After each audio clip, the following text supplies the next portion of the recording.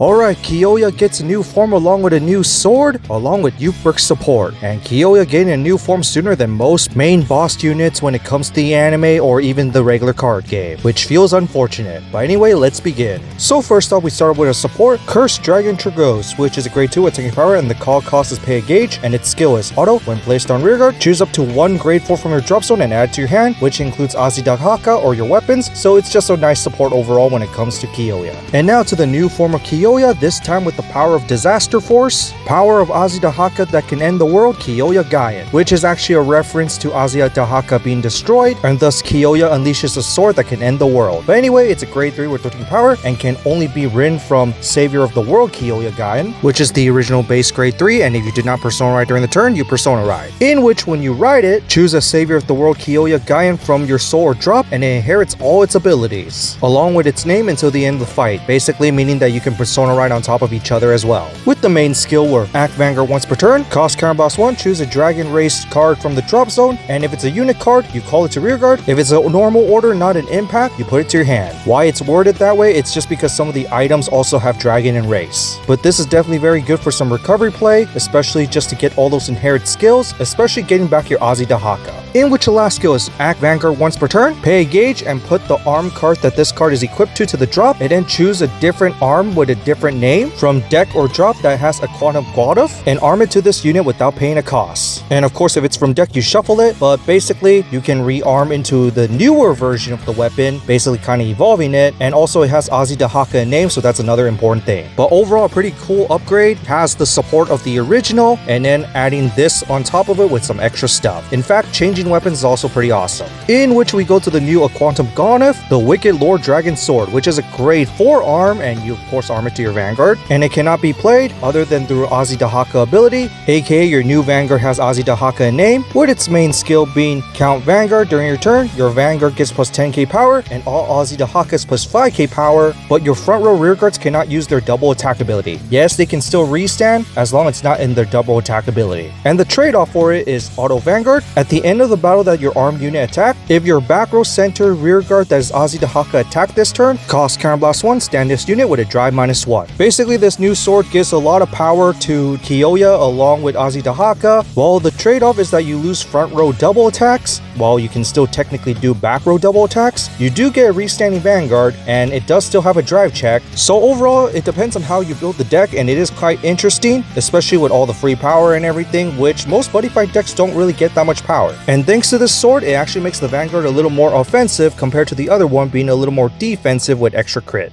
And now we go to the Youthberk Fantome support starting with Geopardizing Dragon, which is grade 2 attacking power and the skills auto when placed on rearguard while your Vanguard is Youth, cost Boss 1, reveal the top card of your deck, put all non-triggers from among them to your drop zone, and then if your Vanguard is at least grade 3 Youthberk, this card gets plus 3k power for each trigger revealed this way, and of course shuffle your deck, which in many ways is pretty helpful, but what does suck is that if you accidentally discard key pieces. But if you do want to tech this in, go right ahead. Especially our next card doesn't make it as bad, because it's Defiance Dragon, which is a grade 1 with your power and the skills auto when discard from hand during your turn. If your Vanguard is Youth, look at top of your deck to choose up to one Youthberk card from among them and reveal it, add it to your hand, of course shuffle your deck. But if it was discarded through your Vanguard's ability, aka Youthberk Fantome, you may choose a Crimson Moon card instead. This is an auto 4-up as a consistency boost, and it synergizes well with Youthberk Fantome's discard skill, with the second skill making it even more useful, where act rearguard, cost bind this unit, choose a drag form card from your drop zone and add it back to your hand. Thank you for ways to recycle your drag forms, because sometimes I really wish to discard them, and sometimes you're forced to discard them and can't even get them back.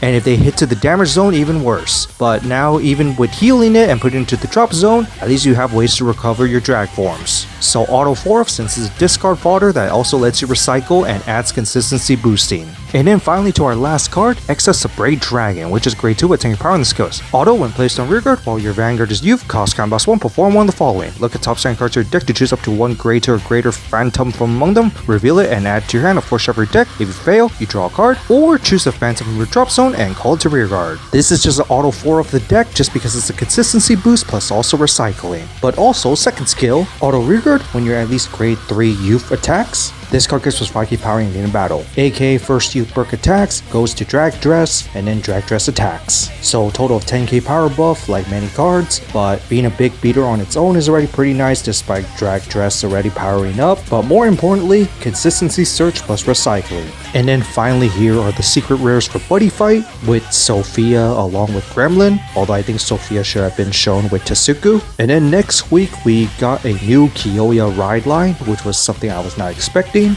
along with Exceedance support, which I'm definitely excited for, especially since it's Windstar. And so that's it for the new Kyoya along with Youthberk support. What do you guys think of it? Youthberk just needed support, especially when it comes to the Fantôme deck, but it's nice that we got more recycling along with more consistency. And as for the new form of Kyoya, not something I was expecting so soon, but kinda glad to see, especially with a new weapon giving more offensive plays. But on that, that's it for this, and see you all next time.